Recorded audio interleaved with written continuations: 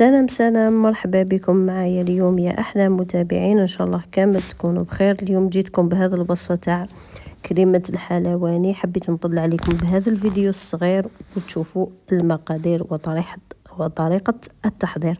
هنايا عندي ريتله حليب، ندير لها 300 غرام سكر ونحطها فوق النار.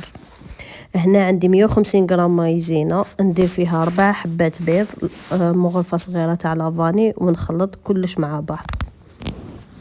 هذه هي لاكريم اللي نعمروا بها لي تارت، وتاني نعمروا بها الملفاي. بزاف حاجات برك يتبدل الكو تاعها ولا لي زيكستري اللي تخدموا بهم. هنايا نزيد مغرفه صغيره تاع لافاني ولا كبيره كما حبيتو. هنا نعاودو نولوا الحليب هذاك بعد ما يسخن شويه. تنحيو شويه من الحليب هذاك، حوالي 4 مغارف كبار ولا غراف كبير. تخلطوه مع المايزينا هذيك والبيض اللي درتو، غير يدفى شويه تخلطوا المقادير مع بعض. هنا يعني راني جبتها لكم على طريقه المحلات، هكا نخدموا بها في المحل. على ذيك تحبوا الجود تاعها ويعجبكم بزاف اللي سقساوني عليها، حبيت نجربها معاكم.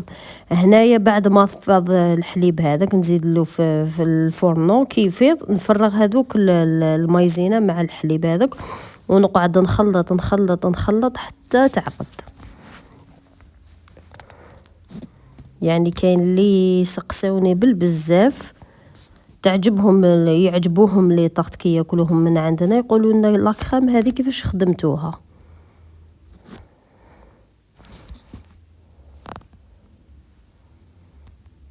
دونك ما نبخلش عليكم، الحاجه اللي نعرفها ماذا بيا نوصلها لكم. دونك الا كنتو حديروا بها لي طارت، ديروا لها شويه ليكستري فريز بعد ما تبرد بيان سور. دوك نخليها تعقد، تقعدوا تخلطوا تخلطوا تخلطوا تخلطوا غير عقدت باه تنحيوها من فوق الفرن. والفرن تاعي راني منقصت له باش ما تنحرقليش، والمعروف ان المايزينا تهبط، سما تقعدوا لازم تقعدوا تخلطوا.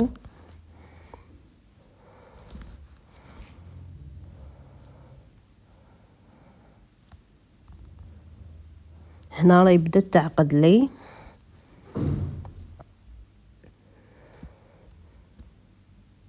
هنا نطفي عليها الفرن، شوفوا كيفاش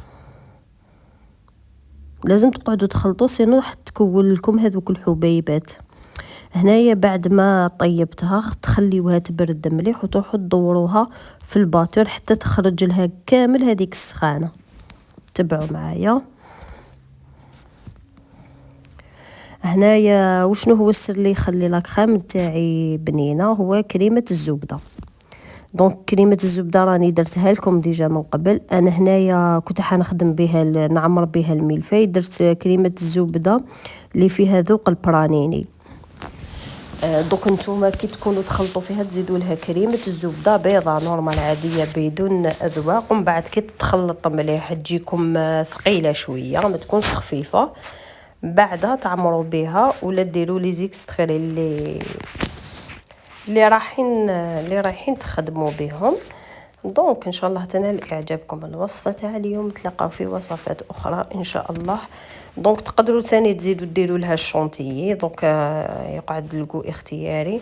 دونك حنايا في لي طارت توجور نديروا لها كريمه الزبده بيضه ونديروا لها ليكستري فريز، وتقدروا تاشيو لها الفاكهه وهكا تصبح جاهزه اللي باه تعمروا بها لي طارت تاعكم. ان شاء الله تنال اعجابكم، ونتلاقاو في فيديو واحد اخر ان شاء الله. بقاو على